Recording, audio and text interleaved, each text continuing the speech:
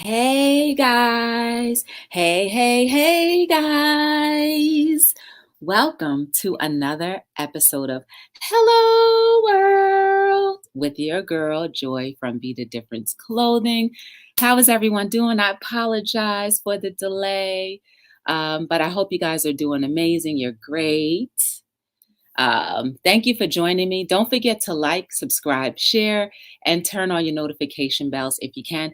And give me a thumbs up or down. Whatever you feel comfortable doing is fine by me. You know what I need to. Hey, Donna Ray Love, what's going on? Welcome to Hello World. I'm just cooking dinner, but listening. What you cooking? I can see you now. Yes, I'm here now. So tonight is a really special night, and I am excited. I have a guest tonight. And, I don't often get guests, but when I do, I really appreciate them because they have a lot of insight and they have a lot of wisdom and whatever we end up talking about. But before we get into that, let me go and share out the stream because that's the one thing I didn't get to do yet. And I hope you guys have gotten a chance to share it out as well. And just to give you a heads up, if you have questions for our guest, please put a question mark before and after your question. That way I can see it highlighted and then we can ask it. Ooh, tacos. 1SP was in the building. What's going on? Hey, lady. How are you? Welcome to Hello World. Hey, Miss TR. You know good well. You can just be chilled out. Guys, if you don't know each other, please consider going to each other's channels, liking, subscribing, sharing, and definitely turning on your notification bells if you enjoy the content that you're seeing. I'll briefly tell you how my day went. I went to work. It was good. I'm back here cooking and all of that good stuff. Like it? Yes. So I'm not going to delay. Hey, Rosie, you want to come on? Not tonight, cool dude, but we'll talk about it. You've already been on Hello World. You've been here on Hello World, cool dude. Give me a topic that we can talk about and you'll come right back, okay? But anyway, just to tell you a little bit about my guest. So you guys already know who Nadia is, right? Sincerely yours, Nadia A. She's our soap maker friend, right? So I was hanging around her a little bit, and then she kept on talking about DCop. Yo, she's real cool. She's real good. DCop for life. You should check her out. And I'm like, okay, let me go check out this DCop for life. And let me tell you, DCop and Simply Yours, hold on. And Simply Yours, Simply a Sweetheart. Let me tell you guys, they will break the net for doing a 48-hour live. I remember one day I was in the live with DC Cop and I probably fell asleep around midnight, let's just say. Then I got back to work. I logged in and I was like, oh, DC Cop is on. And I was like, so what time did you guys get back on? She was like, oh, no, we never left. I was like, for real? That's crazy. But like, I tell you this to say that, my experience on YouTube has still been very positive so far. I've been meeting some amazing people, some people who are very genuine, very kind. And I'm thankful that our paths cross, that God and your maker, or whomever you believe in, has allowed all of our paths to cross.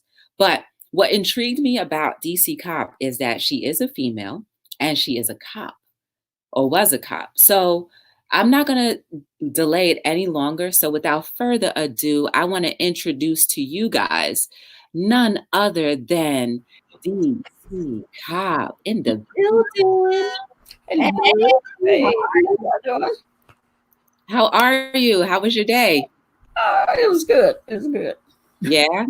I heard you got a little mishap with the foot. Is that all right? Yeah, still, I think I broke my toe. Ooh, not the pinky toe. Please, not the pinky toe. Yeah.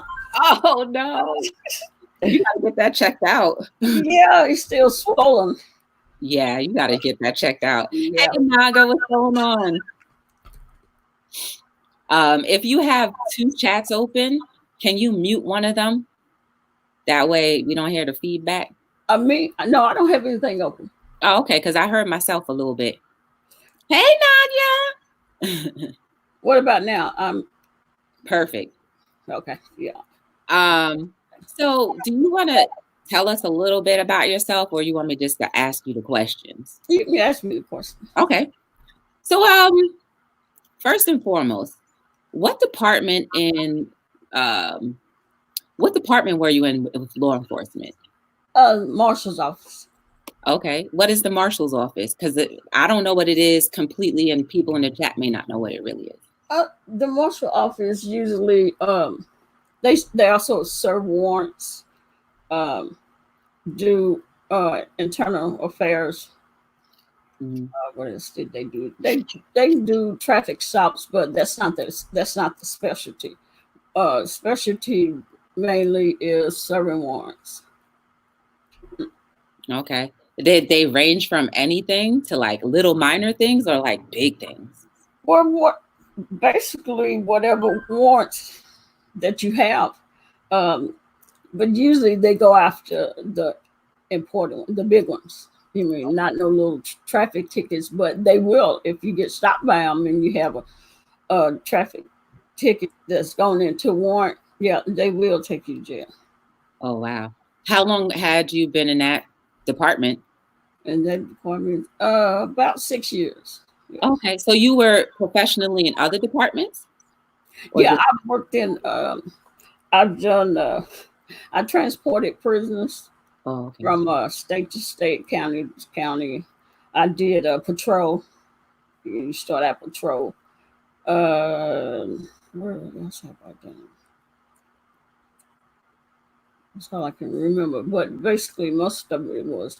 I started out in patrol. I really got lucky because there was a chief that just happened to see me, and just asked me if I wanted to be one of the marshals and a detective, because that's what I was. And I thought that was kind of strange. So basically, I went backwards, and where most people have to go to school, go to the police academy, and then become whatever. I went the other way around. They just chose me. He chose me, which I didn't believe, but he did. He just walked up to me, and then here I am. It was kind of like you walked into your gift. Yeah. What is the most rewarding part of the job when you used to do it? You say the most what? Rewarding. I would say, well, I'm going to say, helping people, but I mean, I love the adrenaline that I got from it. For locking people up. Yeah. That's hilarious. Can you tell me, like, was being a cop or someone in law enforcement something that you always wanted to do? Yes, I did. I always wanted, it was going to be two things, either law enforcement office, which I wanted to be a detective, which I made it. And the other one was either a attorney. So you probably had to go to school too long to be an attorney. Yeah. Usually, if you pay attention, most cops, they go into being attorneys and then judges. Oh, so like former cops or like?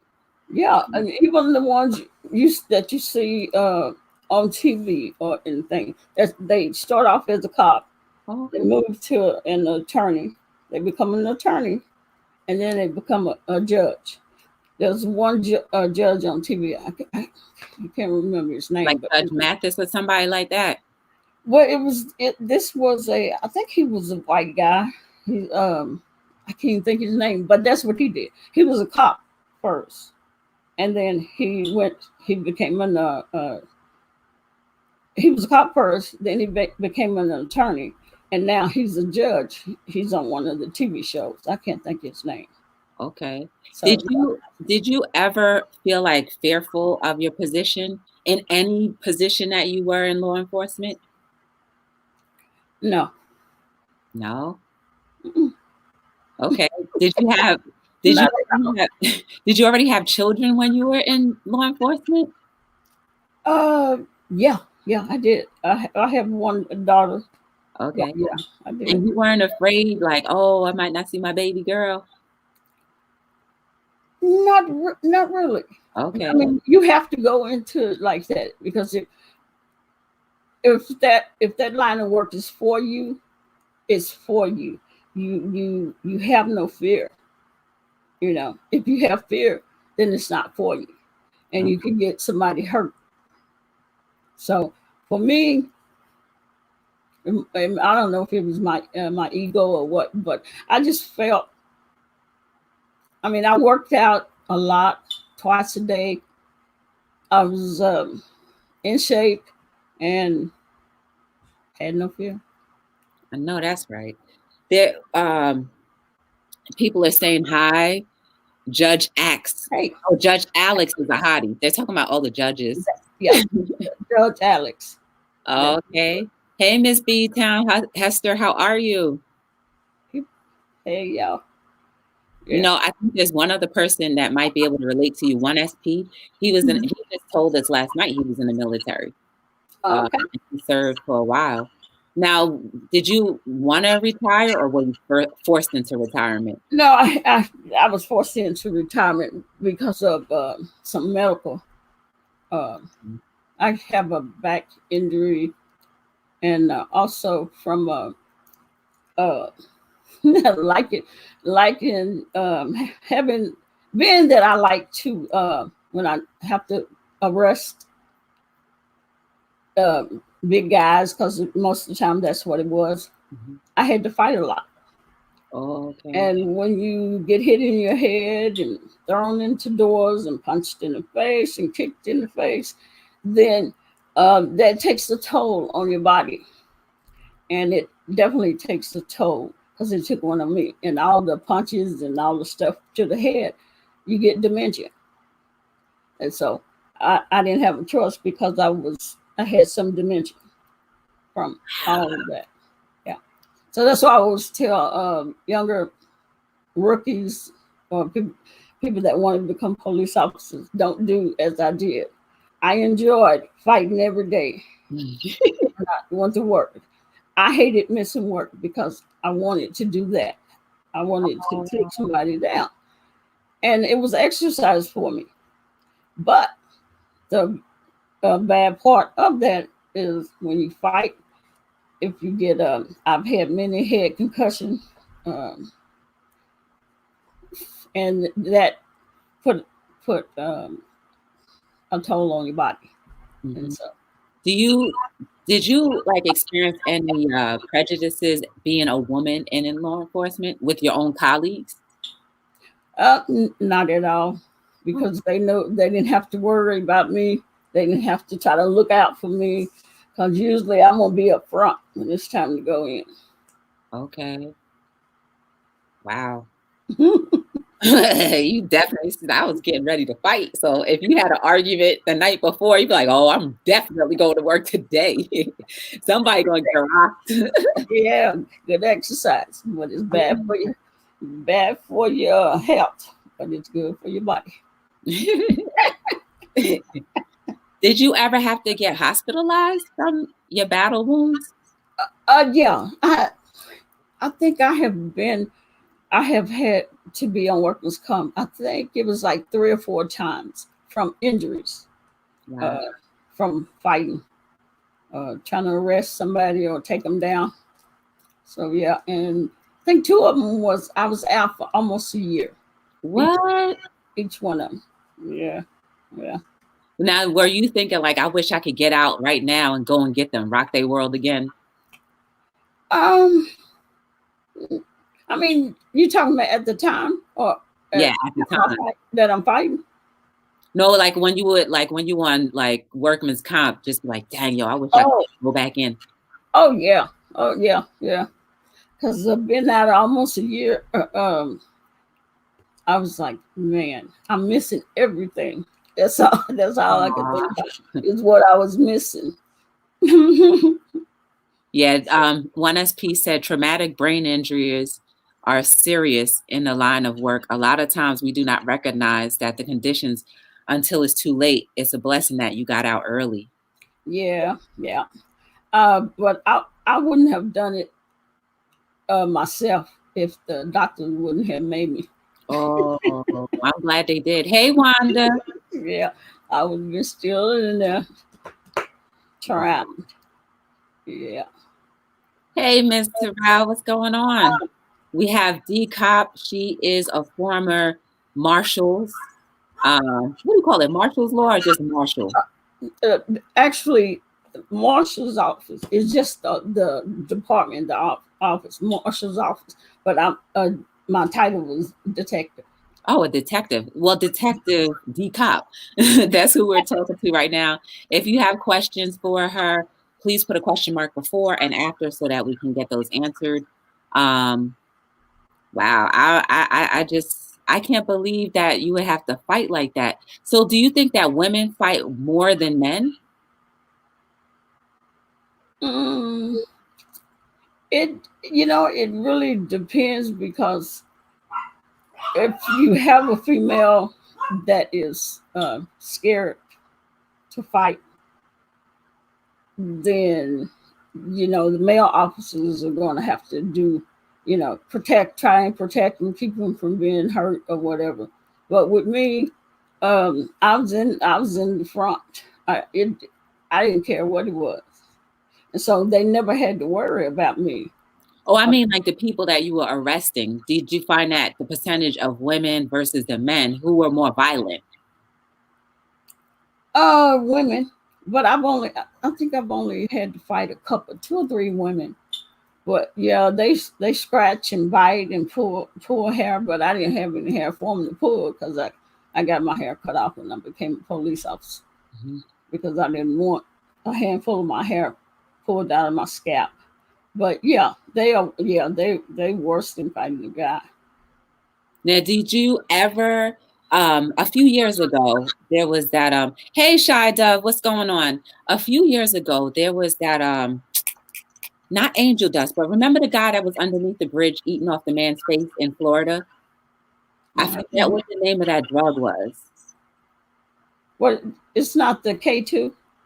I don't remember it. I don't remember the street name, but like this guy was high on that drug and the cops found him and just chewing off a man's face, literally eating his face off. And then um they said it took like 5 or 6 of them to like restrain this person. I don't know what kind of drug that is, and let's see if anybody know. Oh, Um, one SP said you should write a memoir. Bath salts. That's but what it was. oh yeah, that stuff is bad. That is bad. Yeah. What's in Yeah. it? I'm not sure what's it was K2. That's why I was wondering if it's the same thing, the bath salts and K2. Oh, But I'm not sure what's in it. That's not my specialty drug part, but I do know it is bad, and people do some of the craziest things when they have partake in bath salts. Yeah, so they you never take had to clothes off. do right? They take their clothes off and run. Get in traffic, get on the freeway, and start walking around, and running, out all kinds of crazy stuff. Yeah, that stuff is no good. Yeah, that is crazy. So, yeah, I think that what you did for us, well, for the community to keep us safe in general, was good. Can you talk about like what kind of different types of warrants you had to deal with? Oh, let's see. You could have warrants for people that don't have they're not in this country legally. We've gone after some of those people. Uh, People that have warrants for felonies, which is the dangerous, because if they have a felony, they don't want to go to jail or go back to jail or back to prison. So, and then you have warrants for like traffic stops. Somebody that maybe have 10 tickets that have all gone into a warrant status. So you have to pick those people up, or attempt to anyway. Mm-hmm. So just stuff like that. Had you ever dealt with like a battle where there's like gunfire exchange? I have shot somebody once, but it was in the butt because they was jumping out a window. No. Like, did that make you feel any certain way? No, not at all. But I have had many fights. Let me see. I think I had one, if I can remember, that I have in my videos. I did a story time, and this one was this guy. I think he was like 220. He was 6'2", I think he was, and he had attempted to commit homicide, kill his wife, his baby, and then himself. Well, he didn't get to do it though, but he got kind of beat up on the way to the hospital because he had to go to the hospital because he was trying to, he said he wanted to kill himself. But when he got to the hospital, he decided after a while he was leaving. Okay. And you can't just leave just because you don't want to be seen. So he have to stay there, and usually they, as we call it, sit on someone, and that means guard them, make sure they don't leave, and nothing like that. So he got up, and at that time I had to come out, switch positions, and come and sit on it. Well, he just decided right when I came in that he was about to leave. And I tried to be nice to him and say, hey, where you going? He said, I'm leaving. I say, no, you can't leave. He said, yes, I am. He said, I tell you what, I hope you're ready because we're going to throw it down. That's what you said to him? That's what he said to me. Oh, my goodness. And so I took my glasses off. I said, well, okay, I'm ready. And before I caught him off guard, and I clotheslined him and flipped him over a gurney. And there I go on the other side with him fighting. He hit me square in my right there. And you to my stars, yeah, you see stars. But I knew that I did not want anybody, all these people to see me get whooped. So I was determined not to be knocked out. And we fought for a while. It seemed like a while for me, and I was steady saying, send me some backup, send me some backup. It seemed like they never came. So I fought and I fought and I fought. And then this guy, he tried to grab my gun. Oh. I was holding on to dear life. And that meant it biting him. You're not going to take my gun and shoot me. So I fought him until they finally came, and it took, I think it was nine officers to get him down. And by the time when they came, I sat on his back to try to hold him down till they get handcuffs on him, and he just came up. But he was on PCP and crack. Okay. So yeah, he fought, and that was I think my first or second injury where I was out for almost a year from fighting with him. Wow. So, yeah. One SP said you are the truth. Yeah, you held him down for like however long you could until 8 other people came. When they came, all I could do is drag myself to a wall and slide down and sit down. And I was like, and then the doctor came over and said, "Are you all right? You need some oxygen?" Oh, wow. I said, "No, I'll be okay. I'll be okay." But yeah, it happens. So. Yeah, Purple said them drugs make them strong. Mm-hmm. I was like, uh-oh. I wasn't ready for that when he said, Are you ready? Because we're gonna throw down. Wow. And now I can tell you, my knees were shaking, my knees were knocking, and I thought to myself, "This is a big old guy." I was like, "I don't know, but I'm gonna fight him to the end." Because I punk. they say, I say, I do not want all these people to see me get whooped, and I hung in there. Yeah, that's good. You held him back. You held him down. Yeah. Wow. Any other stories like that? Let's see. Um, because there's sometimes you have to take people to the psych ward, Okay. and like mainly those that don't take their medication and their family bring them in, and the guy decided he changed his mind. He didn't want to come, and he was gonna try to leave.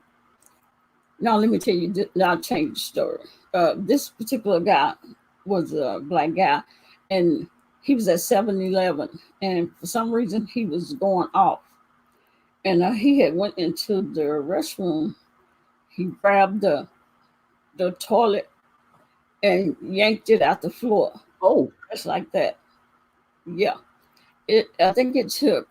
I think it was like 15 officers or more than that to get him out of 7-Eleven.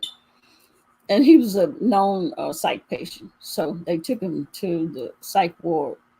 And they already usually will call the psych ward and tell them, we bring in so and so. He's off his medication and he yanked the toilet out the floor. So they called and try to make sure they have enough officers when they bring him. Well, I've dealt with him before, and so he's seen me, and he said, "Don't worry, I'm not gonna mess with you." oh, that was nice. He said, "But the rest of them, I am." He probably saw that you were genuine. I was just happy because he pulled the toilet out the floor. I didn't want none of that. But he eventually they would try to give him his medication to calm him down, but he wouldn't take the medication. So every time he needed medication, they would have to call officers to. They were scared of for us to go in and get him down, pin him down, so they can give him his medication. Um, but that last time when we came in, and he looked at me and said he wasn't gonna bother me. I thought to myself, Thank oh, that. Thank you. And so the other officer was looking at me like, I was like, y'all go ahead. He pulled the toilet out. He pulled the toilet out of the floor. So they decided to. It was time. It was time to fight, and he said, "Come on." And he was fighting. That time, I mean, I let them go in first, and then I went in. But yeah, it's all kinds of people. How do you feel about, okay, how do you feel now, currently, within the last 5 years or so, how people view cops in general, like a citizen? Well, I got out. I guess just in time when they was having the where they was killing cops. Um, I got out before then. Uh, so which was good that I did, but it's unbelievable. I was thinking, I think to myself, what if I was still in at that time? Because you know that there was police officers in Dallas, and when that guy went off and was shooting downtown Dallas, it was a black guy. A lot of officers uh, got injured, but it's crazy. I mean, I can't believe that people will just shoot, try and shoot and kill a police officer for no reason, but it happens. But then again, the thing with officers, either killing, shooting, or whatever innocent uh, black People. men and women, were mainly men. Yeah, that's crazy too. That I didn't understand that, how they, or why, because I'm not that person. I'm that type of person. Just to shoot somebody like they have all these young black men, which is sad though. But glad I wasn't. I'm glad I was out. Mhm. So if someone were to come up to you and be like, knowing that you were an officer, like you were dressed in uniform and you were just doing your everyday thing, and they just started saying slurs to you, like, talking about your profession, like, would you have the right to arrest them? Like, would that personally bother you? I have I think I think I've only really had a couple of times, but the one main time that I had to deal with it. I mean, you can't arrest somebody for calling you the N word or the NB word, whatever they want to call you. But I was still in the police academy when my lieutenant, she was a black lieutenant, had said, came up to me and she said, "Have you ever been discriminated against?" I was like, "No, I don't think so." She said, "You live a sheltered life when you was young?" I said, I guess like you can consider it. Well, she was like, "Well, your school mostly white or black or even amount?" I said, "Yeah, I think it was probably maybe an even amount or more white." She said, "Okay." And she's like, "So when you get out, you got 2 weeks to go to before you get that gun and badge.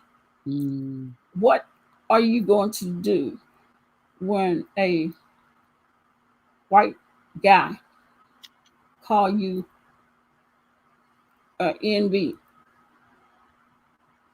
You know what the NB is? Yeah, yeah, yeah.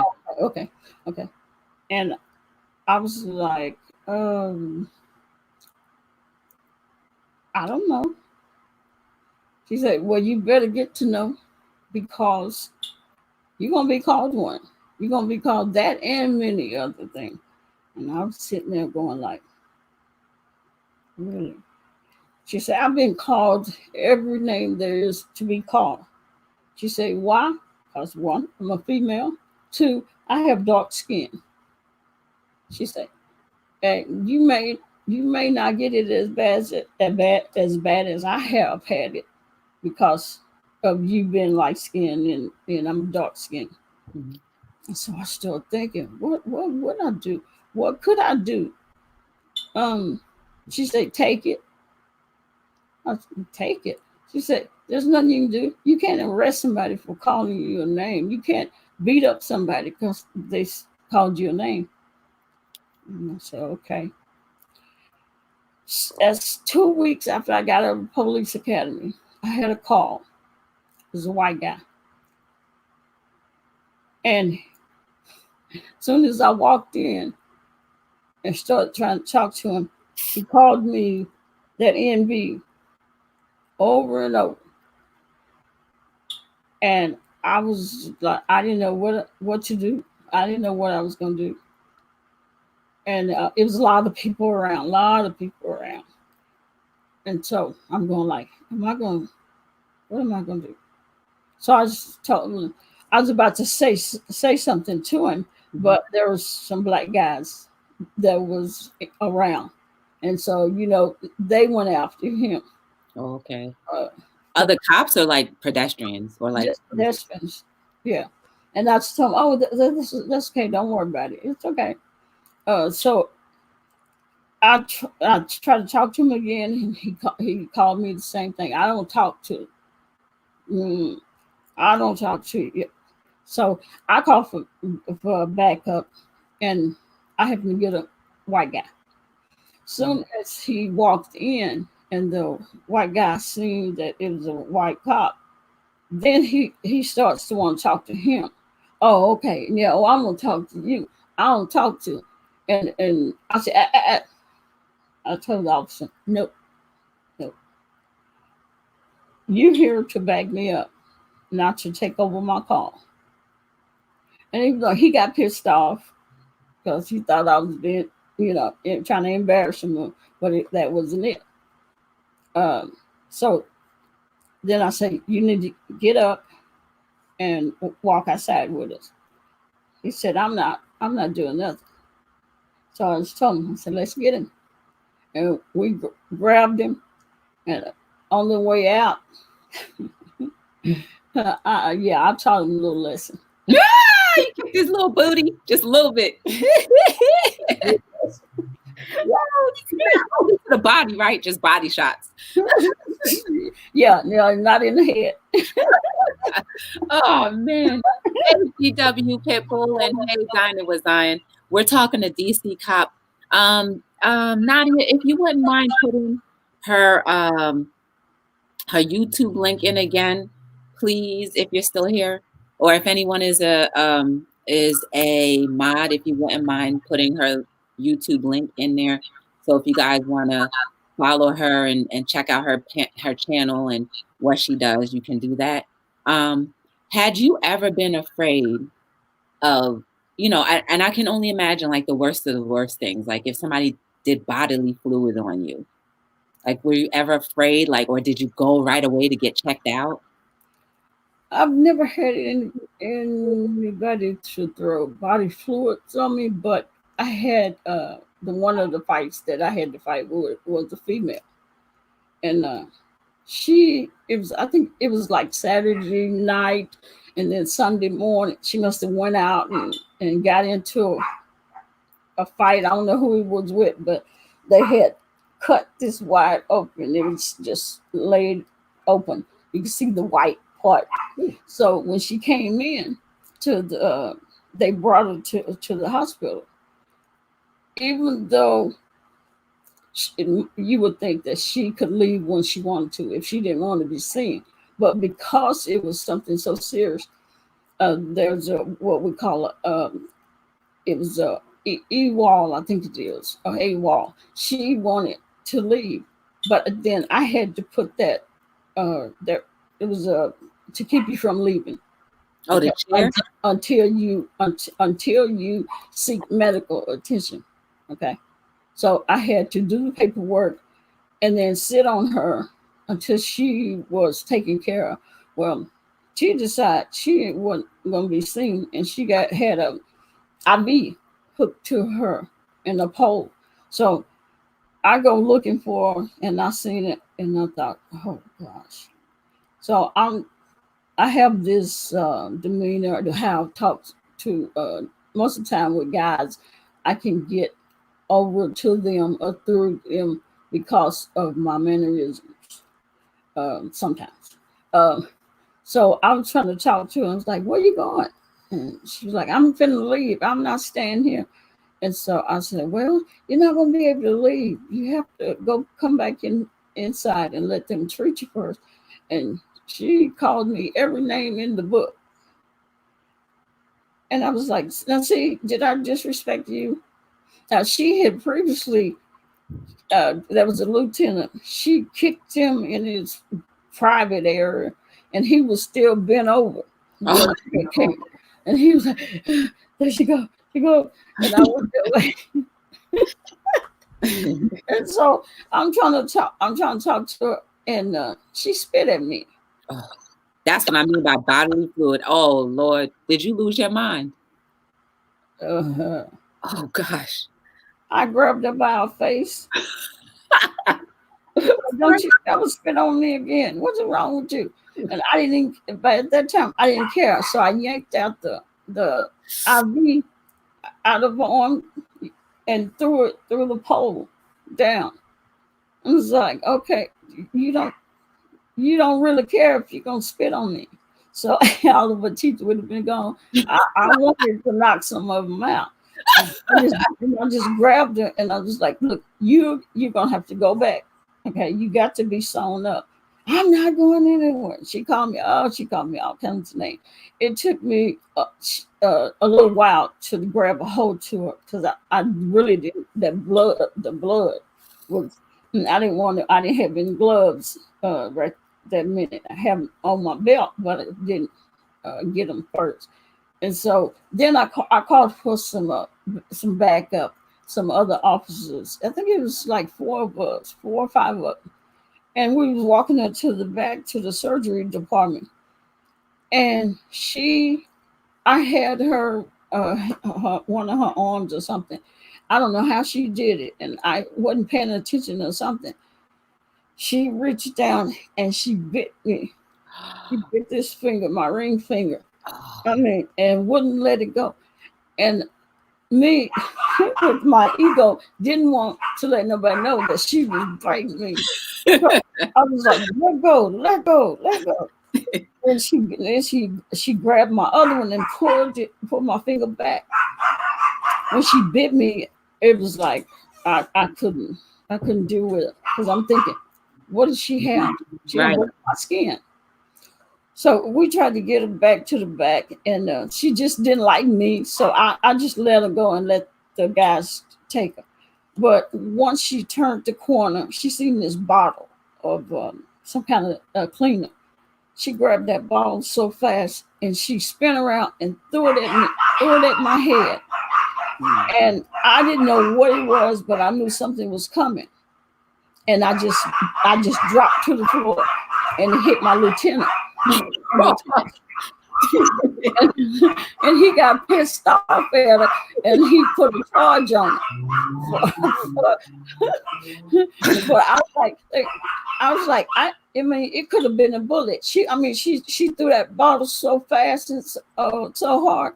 I just see something coming toward me, and I just dropped down, and then it hit him.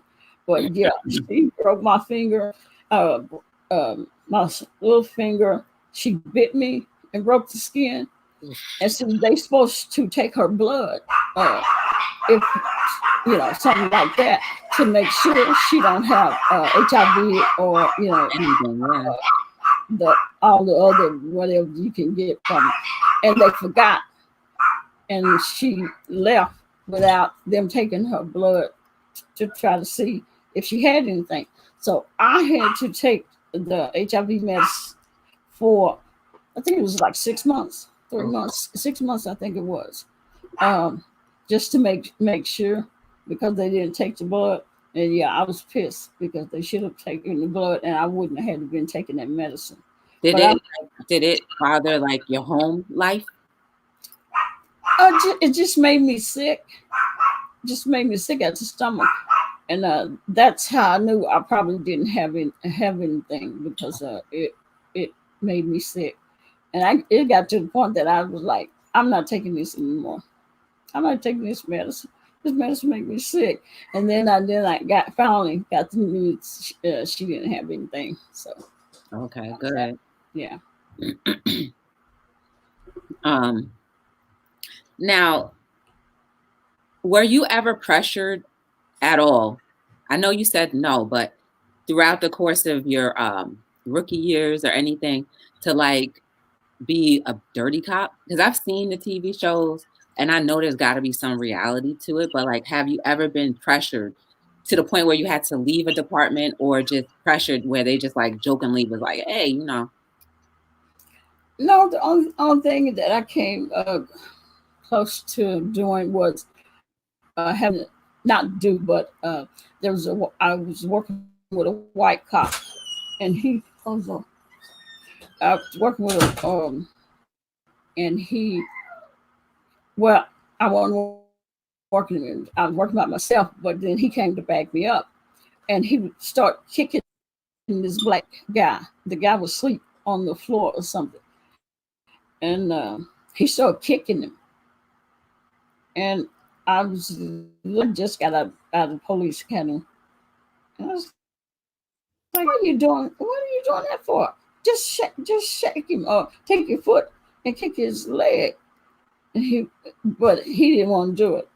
He didn't. I put my hands on him, And you beat the cop up. You beat the cop up? No. The guy.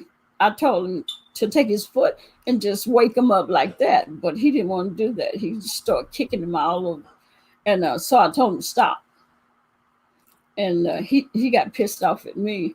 But other than that, you know, they didn't like it because because I told him to stop kicking the guy. But other than that, no. Mm-mm.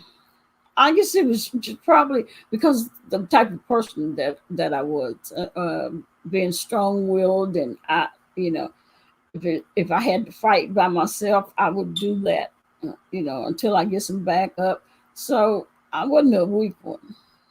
So they knew they couldn't have me doing nothing dirty. Mm-hmm. Are you still actively like involved, even though you're retired? No. I'm well, I couldn't do it anyway, but I probably would have if I just retired, without having to retire, because I'm still young to have had to retire. If I didn't have to, I've been still out there thumping heads. No. You got to be doing something else. So, like, what do you plan on doing in the retired years that you have? Like, is it still gonna be law enforcement? Like, would you talk? Like, would you do talks with maybe other new rookies, or? Yeah, if I see some young guys that I know just got out of the academy, that's one thing I will tell them is don't go in there, don't do like I did. Going in there, you working out, you built good, and you want to fight. I said, because it doesn't end good for you. You'll be like me, having to retire. Even though I'm 56 or 7, I can't remember which one of them is, but that's young. That's still young for me. And so I go to bed when I want to and wake up when I want to. What hours did you normally do? Let me see. I worked the morning shift, and then I also worked 2 to 10. Oh, that's prime time though. When around that 6, 7 o'clock hour, when people get out of work, especially on the weekends. Like, did you find that the weekends was there a day where you're like, oh man, it's gonna be live and popping? The weekend, Friday night, going into Saturday morning, Mm-hmm. and then if it's a full moon, it's gonna be wild, and it was nonstop. And people don't believe that when it's a full moon, people act a fool. It's true. I don't know what the full moon do, but it does something. And yes, Miss TR say once an officer, always an officer. Yeah. And you know what I I was watching on Instagram, because that's usually where I get all my news and anything related to outside of me watching TV. So I saw that there was a cop. There was a woman who was in the precinct, just sitting there in the precinct, right? But she had no clothes on, none. They just had her sitting there. I don't know if she was known. She must have been a known person that was always in and out of the jail system. But one thing that got me was the fact that I couldn't tell if it was a woman or a man. But then when I realized it was a woman, they had her. The surveillance was on there. They had her naked and restrained. And then she was, cussing at them or whatever. And then she sat at one of the offices, and then they picked her up, kicked her. Like, he just pretty much picked her up and dropped her, and then punched her a couple times. Like, he got suspended indefinitely. But like, in situations like that, how can you tell a person like me, who's not an officer, who I understand, like, there's two sides to every story, but a person that may just see it as she's the victim, they don't hear the audio, but they just see this cop dropping a woman who is butt naked anyway. Like, how like, what would that do for you as an officer? Like, how could you handle that situation? Because again, she spat at the man, but like, how do you think as an officer that should have been handled? Could it have been handled better? Was it handled just the way it was? Well, no, I mean, it could have been handled different, um, which was not to do it where there's a camera. if you gonna do that, but he could have. I mean, I know everybody. There's nothing lower than being spit on. For somebody to just spit on you. That's the bottom of the barrel when somebody spit on you. And I have I had an older lady. I think she was like 80, something like that, and she had some mental issues, but I had to sit on her, and she kept just getting up, walking off, getting up, walking off, and I have to catch her, and I was tired. And so I was trying to restrain her, unrestrain her, because we had restrained her to the bed. Now she had to eat, so that's why unrestrained. So she was eating some chicken tetrazzini, and all of a sudden I looked up, and she spit right in my face, and all in my hair. And just from that, I didn't even remember doing it. But I grabbed her by her mouth like that. And I said, "Don't you spit on me again." And she was like, looking like that with her jaws.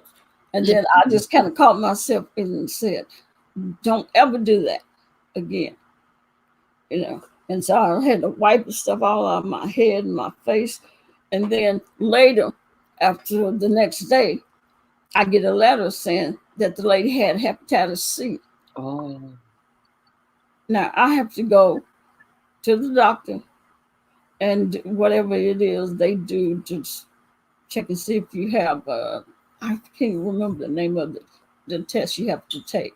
But yeah, and he could have definitely not picked her up and slammed her to the floor, because being spit on is degrading, but it's not.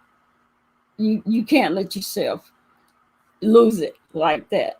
I mean, yeah, I grabbed her by the face, but I didn't, I wasn't gonna punch her or anything like that. So he should have. I mean, he should have known he would get not just suspended, but probably fired for that. That was excessive force. So all that wasn't necessary. Knowing the one, was she in handcuffs? She was. And like, the thing is, like, she was naked. That's where I stopped. Like, I was like, y'all could have at least thrown a cover over her or something. Like, put her in some type of clothing. She probably had a psych problem. Yeah. Or or drugs. Or they like that K2, I think it is, or the bath salts make people take their clothes off. They just come out their clothes. So that's probably what it was, and she probably wouldn't keep a sheet or anything over it. So Okay. they probably got tired of trying to fool with her. But when she spat on him, yeah, he took her up and bang just as fast. I was like, oh my goodness. Yeah, and that's why he lost his job, because that's excessive force. Yeah. You use the force that's necessary. Well, she had handcuffs, so there was no need to body slam her. Yeah, that's what he did. Yeah. Mm-hmm. Hey, Flippin Particles, and hey, Super Chat. Welcome to Hello World. Good to see you guys. Mm-hmm. If you have any questions for DCop, please put question marks in front and behind so that we can get them answered. When you did the transport of an inmate, like, did you ever feel like sorry, or did they ever have like a convincing story where you might have been like, man, they shouldn't be going to jail? Oh yeah, plenty of time, because the type of person that I am, all the sad stories. I felt bad for them, especially when we had women that had kids, you know. Um, but most of my transporting, I did. I went from state to state. I went state to state, county to county, city to city. All over all 50 states to take them. You pick them up from one jail, and you take them to another state or another prison. What was the longest ride? Ooh. I don't know, because I've gone to California, Florida, New York. Uh, uh, I went to Las Vegas. Oh, okay.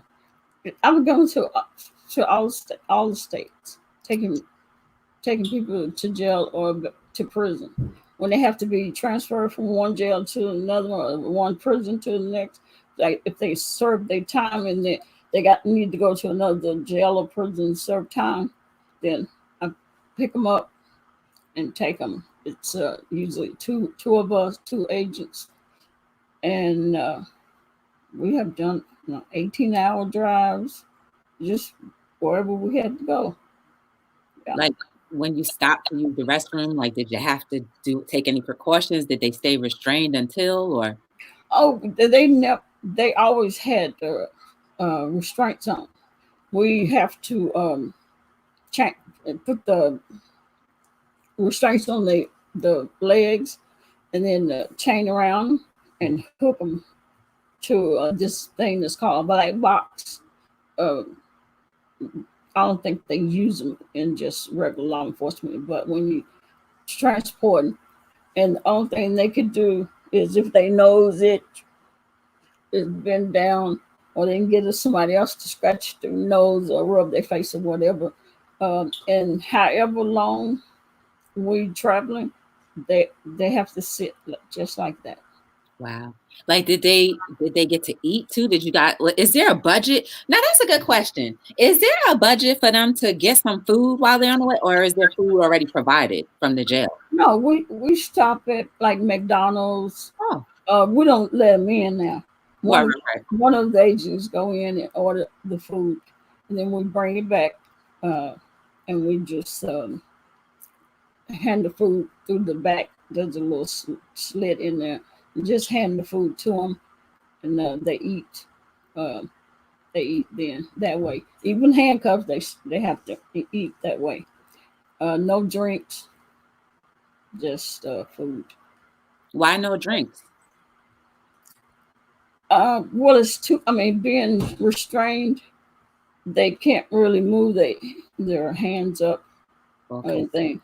Yeah. So, and then if we close to a prison or jail, we may let them get something to drink, because once we leave there, we go to a prison and we take them in to use the restroom. So they go to can't go into like a public restroom. They would have to go to like jail or prison. Wow. So if it's an 18-hour drive, 6 hours in, they got to pee. You gonna pull them on the side or pee? If there is a jail close by or prison, then we will. But if there's not, because we've been in Denver, Colorado, where it's like no jails, prisons were the area we was going. So they just had to hold it or pee in the van. Pee in the van. They be peeing in the van. Yeah, they peed in the van. Mm-hmm. Wow. And so and and I hated it.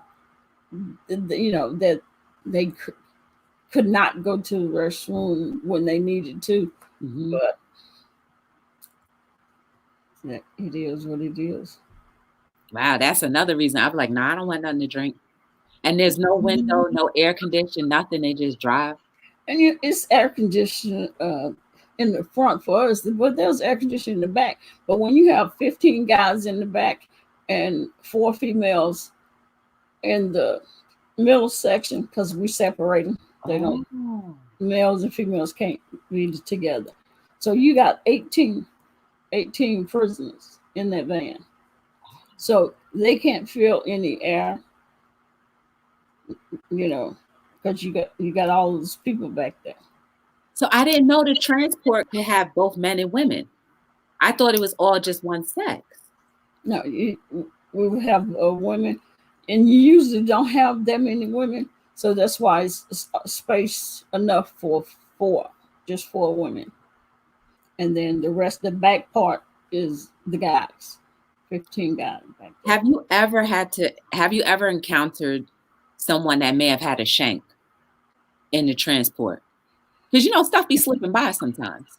Yeah, but when we pick them, let's say, for instance, I had to come and pick you up, you're gonna have to take off your whatever prison or jail clothing, and you're gonna have to be what's called a strip search, and then you got to do the cough, the squat and cough, where you squat and cough real deep.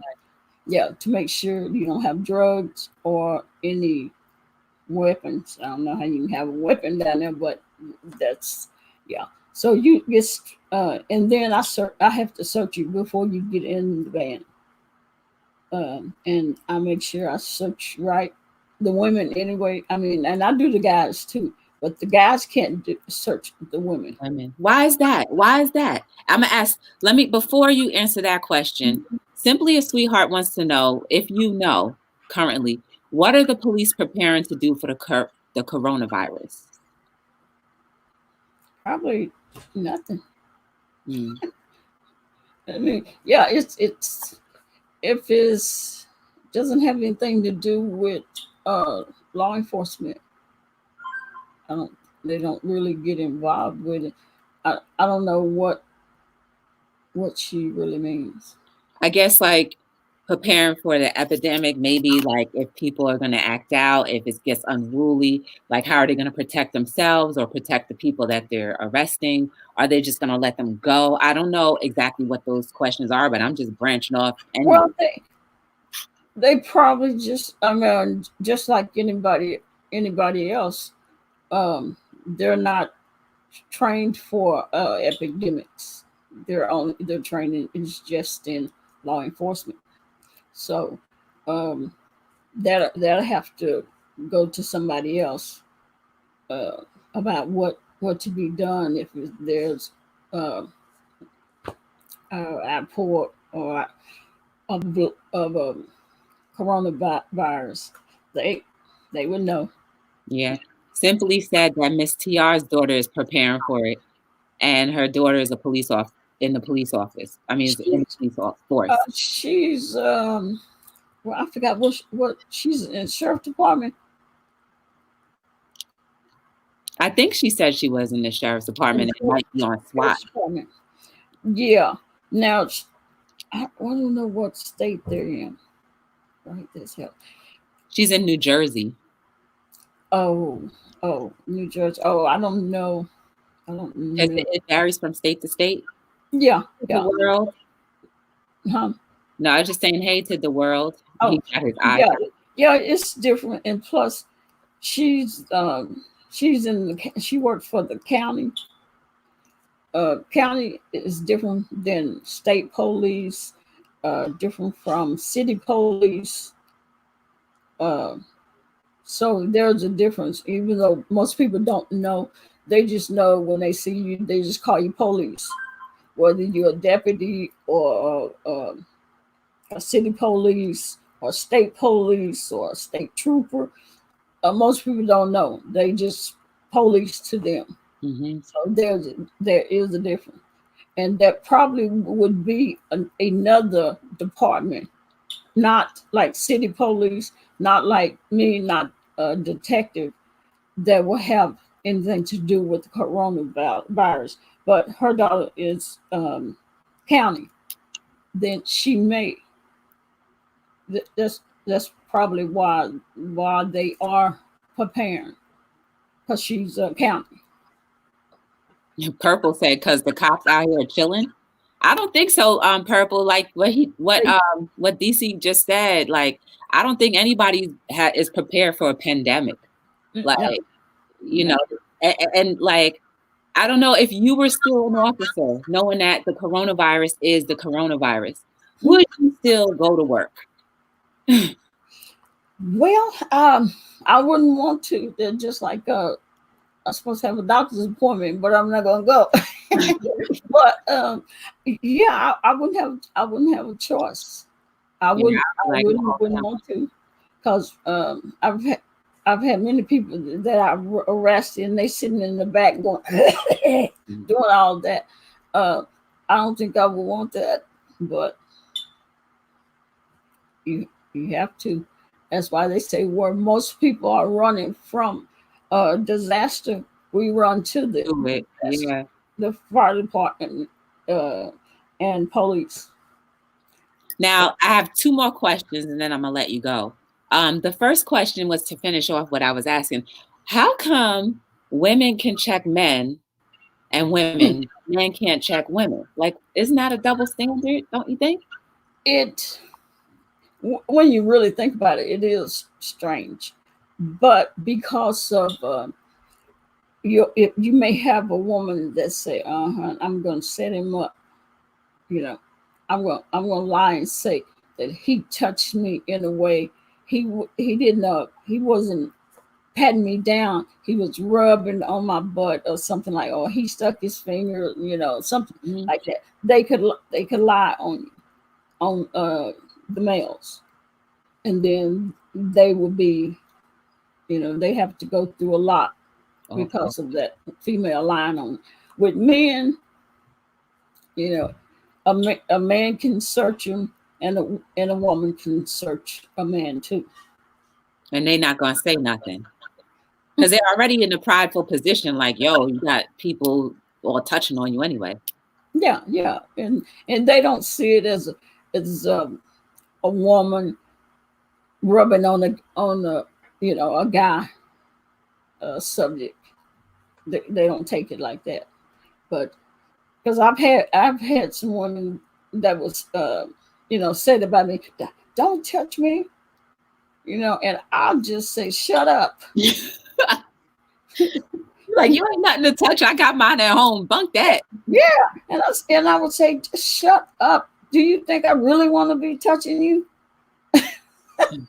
The World said that he just wanted to show love. He got to be up at 3.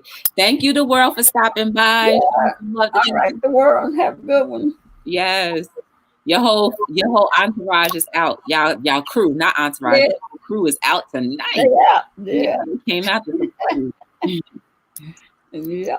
And then my last question: they will squeeze, more classy, professional. Meanwhile, men will fill you up while getting locked up.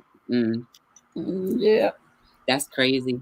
I still think like a man can get raped as much as a female can get raped, but they're not gonna say nothing.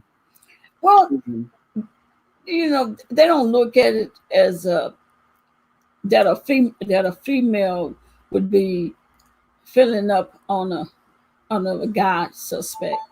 They just don't look at that the same as if you got a female that's being searched by a male cop. Yeah, because I guess some of them guys could be. Now, if you had the opportunity while you were a marshal or a detective in the marshal position, if they offered you a job in the FBI, CIA, or like special ops type of thing, would you have gone the route and taken that? I guess that would have been a promotion. Now, I did. I applied for NSA. What's that? National Security Administration, I think it is. Anybody know? It's been a long time ago. I was younger, much younger. I passed everything except for I passed the running. and it was just only a couple of positions, but it was like 20 some people that applied. Uh, so, but I did apply for it, and I didn't really want to move to. I think it's something. What is that? Silver something. It's Silver in Springs, Maryland. yeah, Okay. that's what it was. So, but I wanted to be a detective, but I did apply for the NSA. Hmm. Canada is DCop nation because Let SP is from Canada. Oh, okay. Oh, look at this. The world saying, for the record, every time I get arrested, I request a female officer to thoroughly pat me down twice. Yes. Every time I have to basically arrest the guy, most of the time when they're not being hostile, that's the first thing a guy say to me. Here, I want you to arrest me. And I laugh and say, now you really wouldn't want me to arrest I you. know you want to knock them out. Because if I arrest you, you're going to jail. All right. Well, thank you. Anybody else have questions for DCop while she's still here? Please remember to go and check her page out. Consider subscribing. You do way more than just talk about being a former cop. I'm going to bring you up big and then just tell them a little bit about what you do on your channel outside of what we just talked about, and then we can wrap it up. Okay. Why isn't this going on? Okay, there we go. Okay. Yeah. My content, I have basically 3 different contents that I do. The first one is I do workout videos. I mainly do them live, but I've psyched up doing the live because if I'm live, my subscribers and people that likes me want to talk, want to chit chat, and so that it distracts me when I'm live doing my videos. But I have plenty of workout videos in my library on YouTube. That's the first one. And the second part, I started. Um, I have a DCop and friends, and then I have DCops after hour.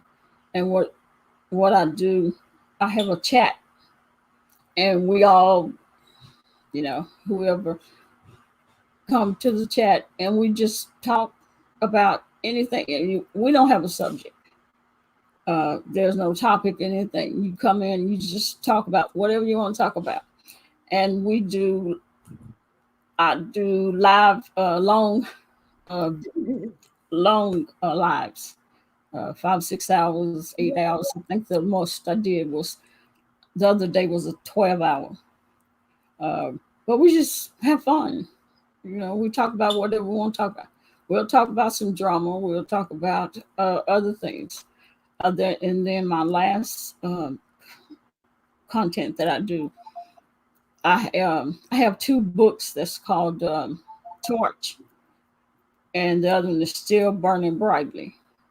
And each book is 26 ovarian cancer survivors. They have their stories about when they was before they was diagnosed, or when they got diagnosed, and it tell you the symptoms of ovarian cancer. It tell you the treatments that you go through. And the stories that the ladies tell is touching. Some of them are still alive. Some of them have passed on. Uh, let's see. And my wife passed away with ovarian cancer. So that's how I really got involved with the ovarian cancer. But I read the stories out of these 2 books, uh, 1 or 2 a night or more. So people can hear these stories, and there have been women that have listened to the symptoms that I read to them, and realized that they have some of these symptoms, or they have all of these symptoms, and have gone to the doctor uh, to try to see if they had ovarian cancer. And one of the tests for ovarian cancer that is the CA-125, and the other test is for breast cancer. It's called BRAC1, BRAC2, BRAC1, BRAC2. And I think that's it. All right. Can you give them something inspiring and encouraging to ponder on after tonight? Let's see.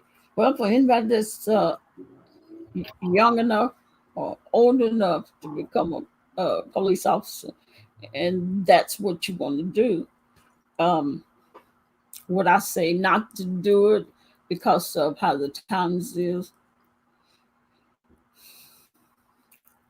If it was my daughter, I would say I wouldn't want her to do it, because it is dangerous, with them having cop killers.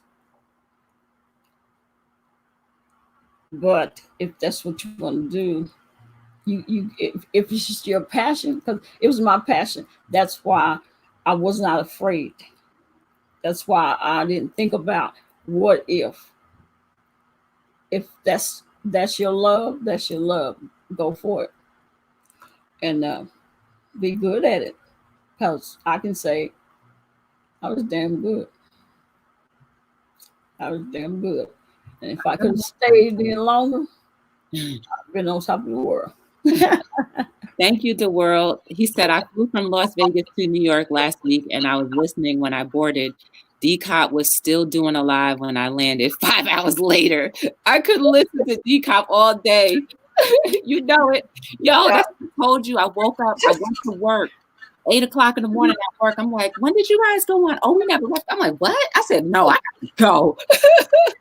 Yeah, we'd be having a good time, and time just go by, and we look up and it's 3 o'clock in the morning, and we just keep talking.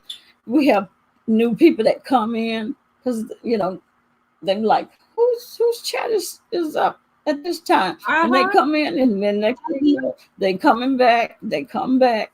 We just have a good time, and say, yeah, so y'all stop by sometime. Yes, guys. Yeah. I hope that everyone got a little insight on what it is to be a professional, right? A professional officer of the law.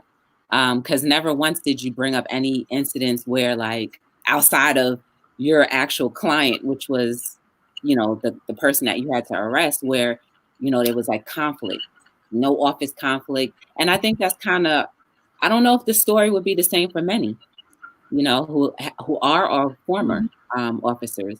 So I appreciate and thank you. And I'm sure all of us can do the same and say thank you for your service and doing it well and respectfully.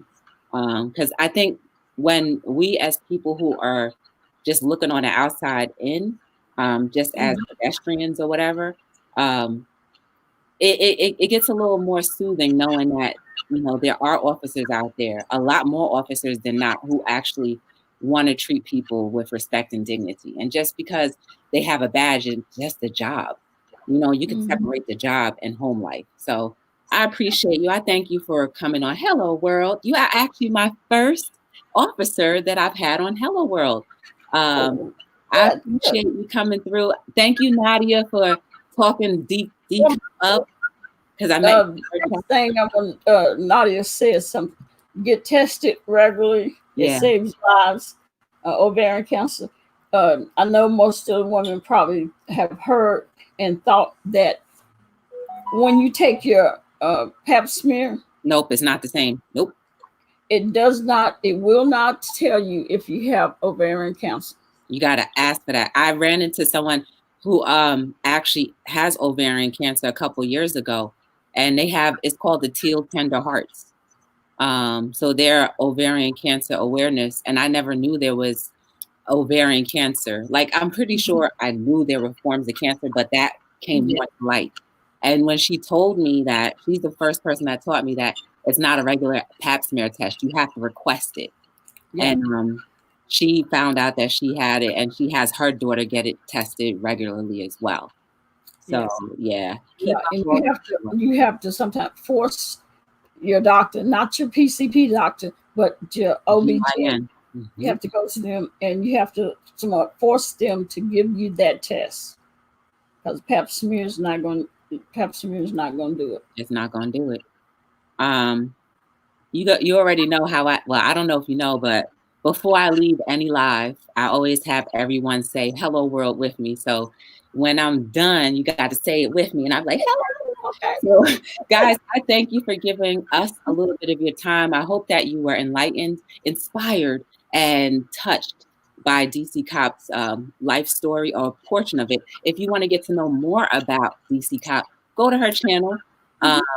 It's DCop for Life.